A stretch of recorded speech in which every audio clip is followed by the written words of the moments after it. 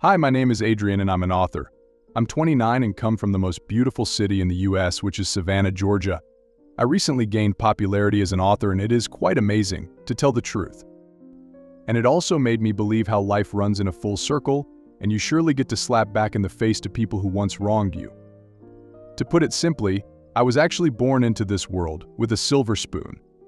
My parents, Anna and Chris, were loaded, and I was their one and only child, which might make you think that I was spoiled. But nope. That was not the case, at all. My dad, Chris, was as strict as they come. He owned a series of manufacturing industries across Georgia, and he wanted everything to just be perfect, be it my grades, appearance, or anything else. It was like living under a microscope 24/7. And that had turned me into quite a people pleaser because I had no choice. I was always trying to live up to his expectations and was always trying to score straight A's and maintain a clean-cut image, and was dedicated to becoming the poster child for the perfect son. But trying to be perfect all the time was so exhausting. There were moments when I just wanted to rebel and break free from the mold my dad had cast for me. But every time I tried, it was like hitting a brick wall because my dad did not budge an inch. So, yeah, growing up in that kind of environment, I turned to books for solace. I have been a sucker for books ever since I was a child. While other kids were out playing ball or whatever, I was glued to the pages and lost in different worlds day and night.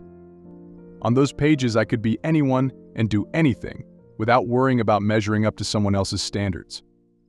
Mom and Dad were cool with it too. They encouraged my reading habit and probably figured it was better than me getting into trouble or something. And so they lined our house with books and turned it into a mini library. From classics to sci-fi, I devoured them all. But what I loved the most was fantasy and thriller fiction. I remember I had this cozy little corner in my room with a plush armchair and a lamp that cast the perfect reading light, and I would just sit down there for hours, lost in tales of adventure, mystery, and all that. Sometimes kids mocked me for being a bookworm, but I did not care much about their comments. And I guess I was a bit of a loner back then, but I wouldn't trade those hours for anything, because they made me what I am today. In high school too, I used to mind my own business and tried my best to blend into the background like usual, but failed miserably when I met Maya in English class. We both were in freshman year and a bit clueless, but still she was this ball of energy and was always cracking jokes and had the bubbliest personality. I, on the other hand, was the quiet kid in the corner who was buried in my latest book. But somehow, she saw past all that. I remember the first time she spoke to me was when we were paired up for a group project, and instead of ignoring me like most of the popular kids did, she actually wanted to hear my ideas. We ended up spending hours brainstorming together and became quite good friends along the way. I told her all about me, and I remember her being quite impressed by my dad's money, which was weird, but whatever. When Maya was by my side, I felt that high school was a bit more bearable rather than just about surviving. And then as Maya and I were spending more and more time together, somewhere along the line, I started catching feelings. But I had no clue if she felt the same way. So one day after school, I mustered up all the courage I had and asked her if she wanted to hang out, just the two of us. And to my surprise, she said yes, which made my heart do somersaults. Then we ended up at this little cafe downtown and sipped overpriced lattes while talking about everything under the sun. I asked her out and she agreed, and then we were officially a thing. It was like something totally out of a cheesy teen movie. We were also the talk of the town, our high school basically, but then slowly everyone forgot about us. Dating Maya was amazing. I really felt like she understood me and actually appreciated me, but sometimes I just couldn't shake this feeling that she was with me for all the wrong reasons. My dad had quite deep pockets, and everybody knew that, and while nobody ever said anything to me about it, Maya was not exactly subtle about enjoying the perks of dating a guy who practically had his own personal ATM. Whether it was expensive dinners, lavish vacations, or designer gifts, it felt like she was always pushing the boundaries of what was reasonable. And yeah, maybe I was reading too much into it, but there were moments when it felt like she was more interested in my dad's bank account than she was in me. Like she would drop hints about wanting this or that, and not so subtle reminders of all the ways she could benefit from being with me. And don't get me wrong, I loved spoiling her, but her obsession reached a stage of plain bizarre. Like at one point, that was all she used to talk about. About my dad's company, about the turnover and how much I would inherit, and all these weird things. And so these things used to ring an alarm in my mind and would get me all suspicious. But every time those doubts crept in, I pushed them aside because I wanted to believe that Maya was better than that, and that she saw me for who I was, not just as some walking ATM. And maybe she did deep down, but there were times when it felt like I was just fooling myself. But I never vocalized these feelings and kept my game strong till senior year rolled in. Senior year came with its own pressure and worries, but it passed as fast as it came and we're officially graduates. After graduation, I was suddenly thrust into this world of adulting, where every decision felt like it had life or death results. And the biggest decision of all was figuring out what I wanted to major in. You would think that spending all those years buried in books would have given me some clarity, but it had just made things more confusing. My dad, on the one hand, had it all marked out. From the moment I could walk, he had this grand plan for me to take over the family business one day.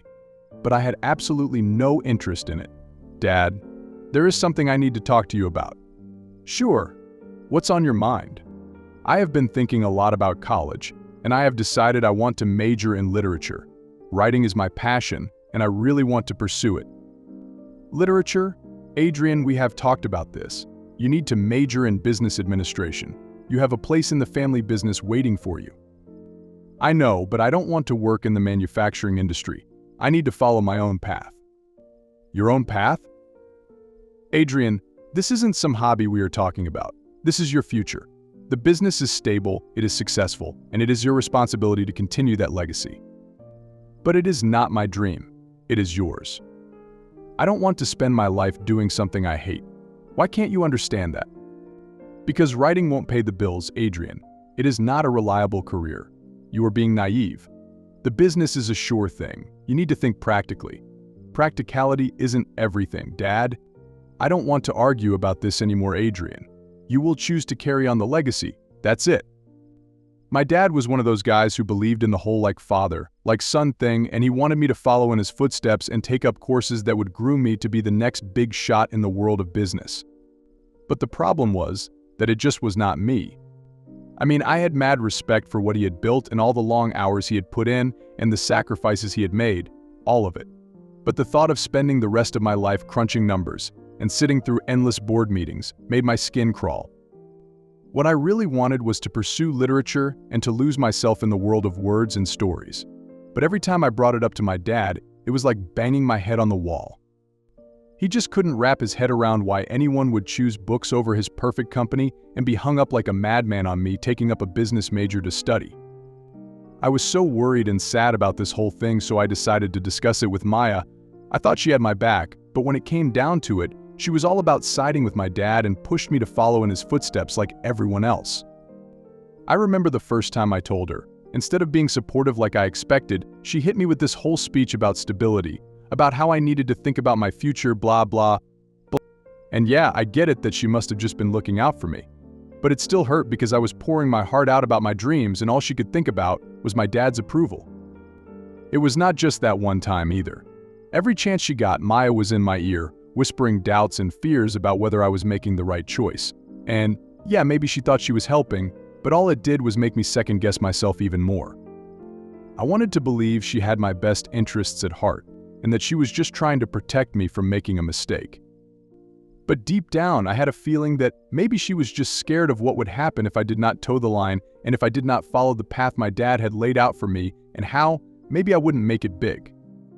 And so there I was, stuck between a rock and a hard place and torn between making my dad proud and staying true to myself. But then, after months of going back and forth and weighing the pros and cons, I finally caved under all that pressure from my dad. And not just him, it felt like everyone, be it my mom or Maya, was telling me to just let go of the literature thing and major in business.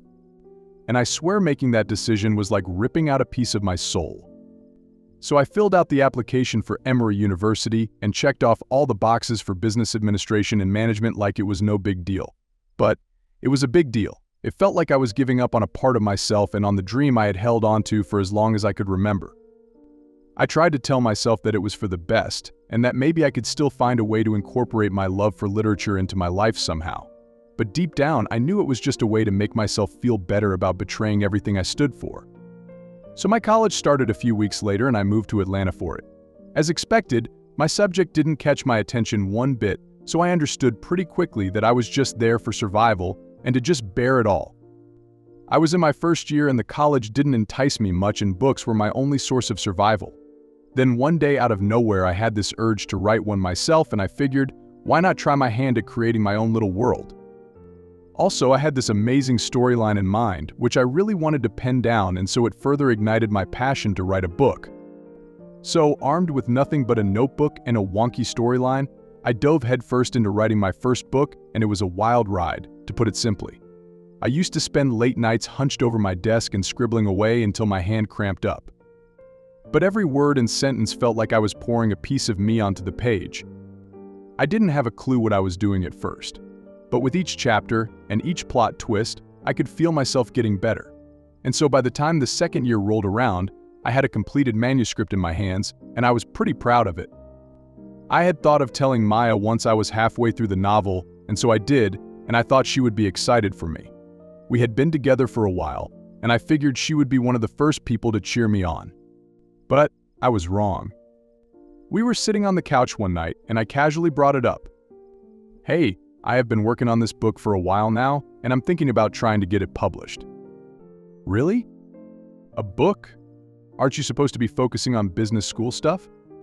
Instead of the excitement I was hoping for, she just looked at me with this half smirk, like it was no big deal and something stupid. I was putting myself out there, sharing something super personal, for which I was really excited, and she just brushed it off with a dismissive comment and a quick change of the subject. And it was not just that one time. Every time I brought up my writing, she had this way of shutting it down. I would try to talk to her about a new plot twist or a character idea, and she would either yawn or change the topic to something else. It was like she couldn't care less about my passion.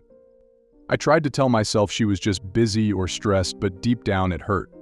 Writing was a huge part of who I was, and not having her support made me question everything. It made me feel like maybe my dreams were not worth pursuing, and maybe I should just stick to the path everyone else wanted me to follow. But those 2 years felt like an eternity. I tried so hard to make it work and forced myself to fit into this mold my dad had carved out for me. But no matter how hard I tried, I just couldn't make this feeling of emptiness disappear, like being trapped in a life that was not meant for me. So one day I just couldn't take it anymore and decided to drop out. I drove back to my hometown, marched into my dad's office, and laid it all out on the table that I was dropping out of college, and he was flipped. His face turned all purple with veins popping and the whole 9 yards. He threatened to cut all ties with me and said that I was throwing my future away, blah blah. Dad, I need to talk to you about something important. What is it, Adrian? I have been doing a lot of thinking, and I can't do this anymore. I can't study business administration. It is just not me. What do you mean you can't do this anymore? Adrian, you are almost halfway through your degree. I know, but it's not what I want. I'm miserable, Dad. I can't keep forcing myself to do something that does not make me happy. You can't just drop out, Adrian. Do you have any idea how much time and money we have invested in your education? I know, Dad, and I'm grateful for everything you have done for me. But I can't keep living a lie. I need to follow my passion, even if it means disappointing you. Disappointing me? Do you think this is about me? Adrian, this is about your future. You are throwing away everything we have worked for, everything I have worked for you. I'm not throwing anything away, Dad. I'm trying to find my own path. I can't spend my life living up to your expectations. You will not drop out, Adrian. You will finish your degree and join the family business, just like we planned. If you dare to go against me on this, don't expect any support from me. I will cut all ties with you. Fine, Dad. If that is what it takes to live my own life, then so be it. But I can't keep pretending to be someone I'm not. You are making a huge mistake, Adrian. You will regret this. But I didn't care, because at that moment, all I could think about was breaking free from this suffocating life that I had been living. So I stood my ground, faced his wrath head on, and walked out of there with my head held high. Then I made the mistake of talking to Maya about it. I thought maybe she would understand. Maya, I have been thinking a lot about my future, and I'm considering dropping out of college. Dropping out? Are you serious, Adrian? Why would you even think about that? I just feel like college isn't the right path for me. I want to pursue my passion for writing, and I think I can do that without a degree. But Adrian, you are making a huge mistake. You will never make it big if you don't have a degree. And what about your dad's company? You are giving up a golden opportunity to inherit that. It's not about the money or the family business, Maya. It's about doing what makes me happy, and right now that means following my dreams. But what if your writing doesn't work out? What then, Adrian? You will be left with nothing. I know it's a risk, Maya, but it's a risk I'm willing to take. I believe in myself and my abilities, and I'm not going to let fear hold me back. Well, I think you're making a huge mistake, Adrian. But if that's what you want to do, then I guess there's nothing I can say to change your mind. And that hurt a lot. I thought she was supposed to be on my side and to have my back through thick and thin. But all she could think about was my dad's money and his company, and she kept pushing me to be someone I was not and told me to sacrifice my dreams for the sake of some stupid family legacy. But I had made my decision and I went ahead with it. It was one of the hardest, but in the end, I knew it was the right one. I informed my dad about it, and he was livid. And let me tell you, he actually cut all ties with me and said that I was throwing my life away. I expected this from Dad, but I didn't really take it to heart and happily walked away from that toxic environment. And then I told Maya. I knew she would get upset, but I had not expected her to blow up. I thought even if she was not in favor of me dropping out, she would understand, eventually, since we had been through so much together. But instead of supporting me, she hit me with these words, that she didn't want to be with a loser who dropped out and who had no future. And just like that, it was over. Maya, I need to tell you something. I have decided to drop out of college. What? Why would you do that, Adrian? It is just not for me, Maya. I have told you 100 times before. I have been struggling with it for a while now, and I can't keep pretending like it's what I want. Are you serious, Adrian? Do you have any idea what you are doing? You are throwing away your dad's company and your future, just like that. I'm not throwing anything away, Maya. I'm trying to find my own path, my own happiness. Well, I can't be with someone who is so irresponsible and immature. I did not sign up to be with a loser who dropped out of college and has no future. Maya, you can't be serious. I am serious, Adrian. I don't want to waste my time with someone who's going nowhere. I'm sorry, but it is over. Maya, please. Goodbye, Adrian. I hope you figure things out, but I can't wait around for you to get your act together. When Maya walked out on me after 4 freaking years together, it felt like a punch to the gut. All this time I thought she had my back, but I guess I was dead wrong. And it was not just that she left, it was why she left. Because I dared to chase after my dreams, and because I refused to settle for a life that was not meant for me. She couldn't handle the fact that I was not going to be some corporate drone like my dad and print out money, because apparently that was all she wanted. And just like that, she was out of my life like I never even mattered. But looking back, I can't help but wonder if I was just another pawn in her game, another stepping stone on her path to a life of luxury. After dropping out, I knew I had to hustle like never before. So I picked up a part-time gig to pay the bills and grind it away while still trying to figure out my next move. But in the midst of all of this, there was one thing that kept calling out to me, and that was my book. Even though I had put it on the back burner for a while, that dream of being a writer never really died, so I dusted off the old manuscript, made some tweaks here and there, and decided to give it one last shot. But hitting that publish button was one of the scariest things I have ever done. I was scared to put my whole heart and soul out there for the whole world to see, and so when the time came to publish the book, I made the decision that some might call a little sneaky. Instead of slapping my own name on the cover, I went with a pen name. It felt like choosing a superhero alter ego or something, and I went with something that felt right and something that captured the essence of the story I was putting out into the world. Speaking of the story, it was all about this fictional fantasy world I had been cooking up for years, and I left the readers hanging at the end of the first book, like a classic storyteller. Now that the first book was out there in the wild, I was already knee-deep in writing the second one. I figured, if the first book did well, which I had a good feeling it would, then I would publish the second one too. And maybe even a third, if the stars aligned just right. And it was a wild ride, to put it simply. After I dropped that first book under my pen name, it was like the floodgates had burst wide open.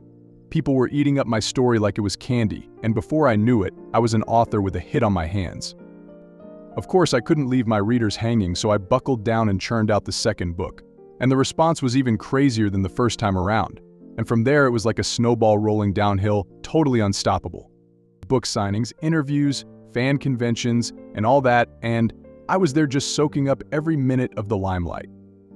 But it was not just about the fame or the fortune, although I won't lie, it was nice having it all. But what really kept me going was the stories. Even as my career took off and I became a big name in the industry, I never lost sight of why I started writing and how I loved creating all those characters in the magical worlds. Year after year, I kept churning out novels, each one a new adventure and a whole new journey for me and my readers to go on together. And suddenly I was living my dream and building a career doing what I loved while being surrounded by the people who shared my passion.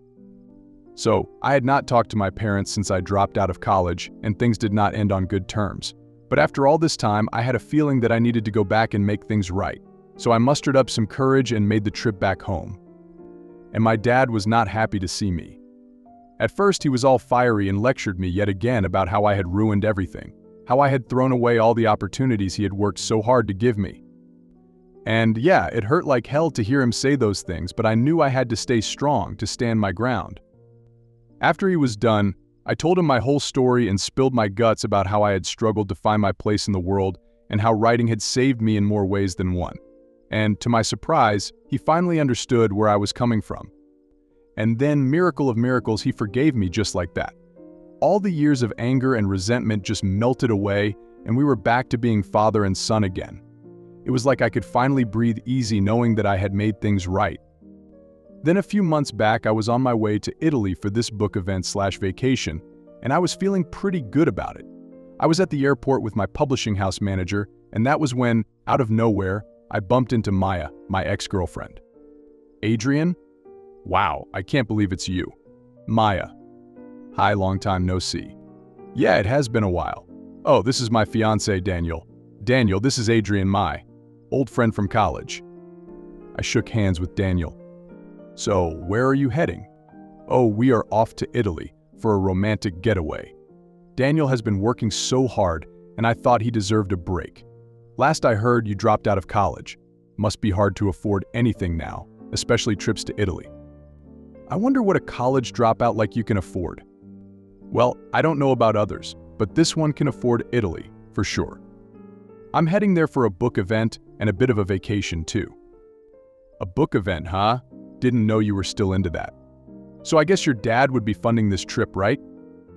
Before I could reply to Maya, my phone rang and it was Charlie, my publisher. He said it was urgent, so I excused myself and headed to the VIP lounge. Not to brag, but the cash flow has been pretty good since my books became the bestseller, and I mostly flew first class, thanks to the universe. Charlie had some important details to go over about the book signing event and the after party, and once we wrapped up, we both left the lounge and I yet again bumped into Maya again. She looked shocked to see me coming out of the VIP lounge holding a copy of my bestseller. That surprised expression on her face was priceless. I figured it was the perfect time to answer her earlier questions. Well, fancy running into you again, Maya. Adrian? What are you doing coming out of the VIP lounge? Well, it's the first class perks. Just had a meeting with my publisher. We were discussing the upcoming book signing event. Wait, that is your book? Yep, I'm the author. It has been doing pretty well. You might have heard of it. It has been on the bestseller list for a while now. Maya was stunned. It was written all over her face and was just trying to mask her jealousy. You are kidding, right? That book is yours? I have read it, but I had no idea you wrote it. I guess my pen name did its job. It has been a wild ride, to say the least. I can't believe this. I thought you were just some broke college dropout. Maya's voice was tinged with jealousy and disbelief when she said that. I guess things turned out differently than you expected. Well, good for you, Adrian. I never would have guessed. Thanks, Maya. Anyway, I have got to get going. Lots to prepare for the event. Enjoy your trip. Yeah, you too. Seeing that look on Maya's face and hearing her jealous, shocked words was enough for me. I had finally proven to her that you can make it big by following your passion. She was left speechless, and it felt like the perfect way to get back at her.